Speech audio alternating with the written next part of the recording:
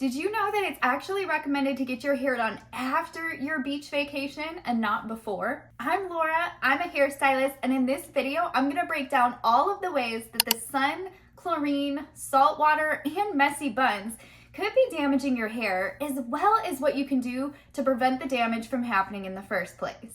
One of the most common mistakes that I see clients make is coming in to get their hair done immediately before their beach vacation. And I know that you want to look good for your trip and pictures, but if you aren't careful, you could end up destroying your color, and this would be a huge waste of money. All right, so first let's talk about chlorine and salt water. Now, chlorine may be the most obvious because we all know that chlorine isn't good for our skin. And it's not just bad for blondes that run the risk of turning their hair green from the chemical combination in the water, but it's not good for brunettes either. Chlorine is a form of bleach, so this means that when you're putting your hair into the water, you're lightly bleaching your hair. So if you have freshly colored hair, this is going to pull that color immediately out. And not only is it pulling the color out, but it's pulling moisture out with it. And I know that some of you are saying, well, what if it's a saltwater pool? That should be fine, right? And while saltwater pools aren't quite as bad, they do still have a little bit of chlorine in them. It's just not quite as much. Salt is abrasive and dehydrating. So even though it doesn't necessarily have that same feel that the hair has after you get out of a highly chlorinated pool, that doesn't mean that it's not causing any damage to your hair. Now, how to protect your hair from chlorine and salt water, whether it's from the pool or the ocean. The first one is to avoid getting your hair wet if you can. Now, I know this isn't super ideal if you thoroughly enjoy dunking your hair underwater, or if you like to swim laps and use this as a form of exercise. But the most obvious solution to this problem is to not get it into the water at all. And if you are someone that likes to swim laps or go in the water frequently, we're gonna move on to tip number 2, which is to douse your hair in conditioner before you get into the water. So if you know that you're going to be swimming or getting your hair wet in the pool or ocean, use a leave-in conditioner or just any regular conditioner and don't rinse it out. Now, if your hair has absorbed all this conditioner, it's not going to absorb as much of the water from the pool or the ocean. Now, if you are someone that likes to swim laps, then I recommend putting it under a swimming cap. And this is really gonna help it from absorbing a lot of that chlorine or salt water. And if you're not swimming laps or you're not into the whole cap idea, which if you're on vacation, I guarantee you're not, then what I personally like to do is put the conditioner in and then put my hair in a couple French braids and just leave the braids in. This is gonna help protect the hair, keep it contained, and it won't absorb quite as much of the water. Now, my favorite leave-in conditioner has like a multitude of different uses, and one of the recommended uses is to minimize the effects of chlorine. It also has a UV blocker, which we'll talk about later, but I will link that below. Okay, number 3 is to shampoo and condition your hair immediately upon getting out. Now, whether you prepare to get your hair wet with the conditioner or not, you should always shampoo the chlorine out of your hair as soon as you can. The longer it sits on, the more it's gonna dry it out, the more it's gonna pull your color out. And I highly recommend following this with a treatment afterwards, whether it be a moisturizing treatment or a bond building treatment to strengthen it. And if you're a blonde, you're definitely gonna wanna do a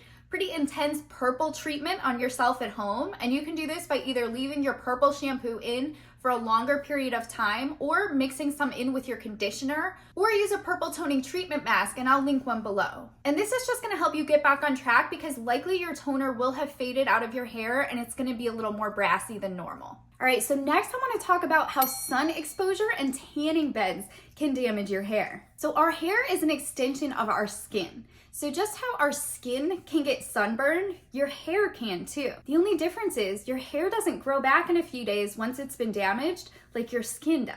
Lighter colors like blondes and highly processed hair are gonna be more susceptible to sun damage than darker colors are. And this is really just because they're already fragile. And just how chlorine can fade your color, the sun pulls color out as well.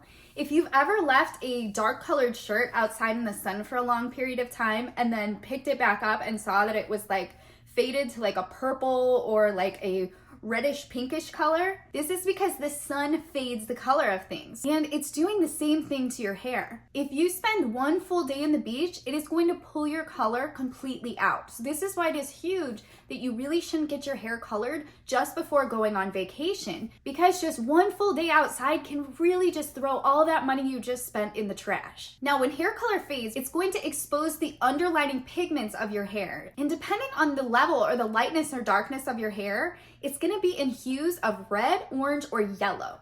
Those colors are going to come through once the color starts to fade. Now, tanning beds are just as bad, if not maybe a little bit worse for the hair because they're so direct. But this is something that most people don't think about when they're getting into a tanning bed. All right, so how can we protect our hair from the sun and UV rays? And the first one is to cover your hair. Now, depending on what you're doing, there's a number of different ways you can do this. If you're going in a tanning bed, I like to take that little towel that they give you and I wrap my hair up into a turban so that my hair is completely covered.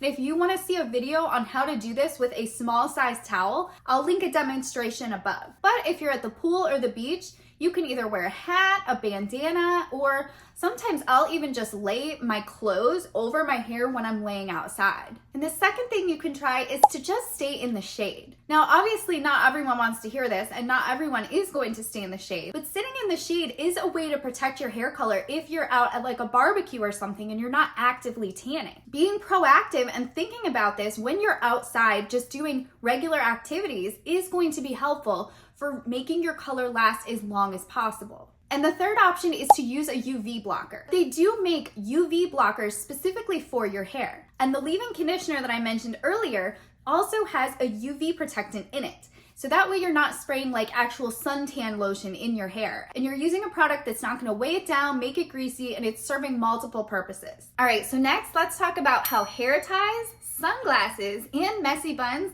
could be causing hair breakage. Now, especially if your hair is bleached or already fragile, anything that puts a lot of tension on it is putting you at risk for breakage. And if your hair is bleached and you wear it in a messy bun on the top of your head regularly, I guarantee you have some breakage from it. This is one of the most common forms of breakage that I see in the salon, particularly among people that don't even have color-treated hair. There are times where I can pinpoint the exact location that they wear their messy bun or headband based on the patterns of breakage they have. Now, messy buns are the worst, and this is because not only is the hair tie putting tension against one spot of your hair, but it's putting it against like 8 different spots. So you're running the risk of damage all throughout your entire hair strand, not just on one spot. This is gonna make your hair all around way more frizzy and unmanageable. And if you're wondering how sunglasses could be breaking your hair, this is mainly referring to sunglasses that have the little metal nose pads.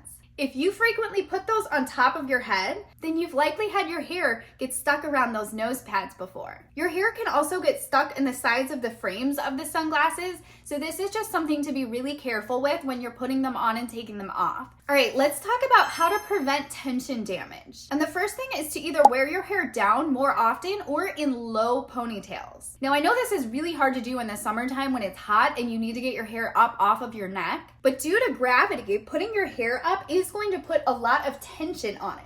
And a low ponytail is a lot more gentle on your hair than a high ponytail because when it's up high, the weight of all of your hair is being put on that one spot. With a low ponytail, there's not really much weight here because your hair is fallen naturally and you're letting gravity work with you, not against you. All right, number 2 is to wear loose braids. Now, braids are even better than ponytails, and this is because not only is the elastic not going up high, but it's at the very ends of your hair. So the tension is literally just at this bottom part and there's essentially no weight being put on the hair. This is also another great way to create some heatless waves just to protect your hair from any heat from curling. All right, number 3 is to regularly switch up the position of your ponytail. So not only should you experiment with braids, but experiment with how you wear your hair. Now, I really like to wear my hair to the side. I'll put a ponytail off to the side and then I'll move it to the other side. I'll do it in the center. I'll do it half up. Or sometimes I'll use clips instead of a hair tie or a scrunchie. Now, bonus points if you use scrunchies instead of hair ties. And this is because the fabric distributes the tension on the hair tie, so it's not as much pressure on one section of your hair.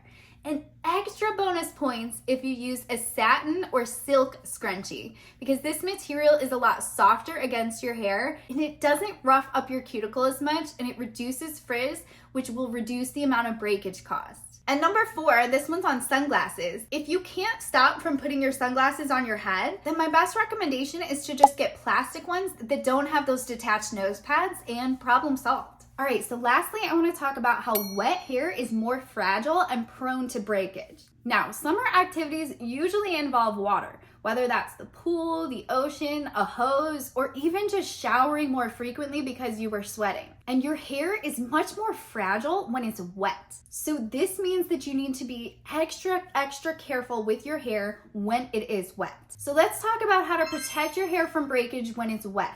And the first one is, don't try to brush your hair when it's wet with chlorine or salt water. You are never gonna be able to brush your hair out with chlorine or salt water in it without causing some breakage. It is going to be extremely difficult to do, and you're just gonna hear those ripping and breaking sounds. So after getting out of the pool or the ocean, one of the first things you need to do is beeline it to the shower to shampoo, condition, and put a treatment on your hair, and then brush it out with a leave-in conditioner on it. The second thing is to use a deep conditioner regularly. Now, anytime you are getting out of salt water or chlorine, you should be using a deep conditioner of some kind. This means if you're in the water every single day, then you should be doing a deep conditioner every single day, not just once a week. That is not enough. Okay, number 3 is to be extremely cautious brushing wet hair. And so this goes for any time of the year, not just in the summer. This could be in the dead of winter. If your hair is wet, you need to be very careful when you're brushing it out. This means always spray it with a leave-in conditioner first. Use a high quality brush with flexible bristles that aren't too stiff. Take small sections and always start at the bottom and work your way up. Anytime you're hearing those ripping sounds, you're breaking your hair and you're brushing it too aggressively. Okay, number 4 is to blot your hair dry with a towel. Don't rub it aggressively. Now, rough drying your hair with a towel is gonna rough up your cuticle and cause unnecessary frizz that can lead to breakage. So rather than aggressively rubbing it with a towel, blot it with the towel instead. This is actually gonna do a better job at sucking the moisture out of your hair, and it's gonna dry way quicker anyways. Number 5 is to not use a large bath towel or a beach towel to wrap your hair up into a turban. Now, when a large towel is wet, it becomes very heavy. And when you put a wet towel wrapped around your head with tension against your hairline, you are putting yourself at risk for breaking all of these little already very fragile hairs at your hairline. You should always use a smaller towel because this has a lot less weight to it and it's not putting as much pressure or tension on your fragile baby hairs. You can actually purchase specific towels that are made for wrapping up in your hair, and they're gonna be much softer and gentler on your hair. And I'll link some of those in the description below, as well as my video on how to use a small hand-sized towel to wrap your hair into a turban. All right guys, let me know if there was anything that surprised you in this video or if you learned anything new. Make sure you subscribe if you wanna make every day a good hair day.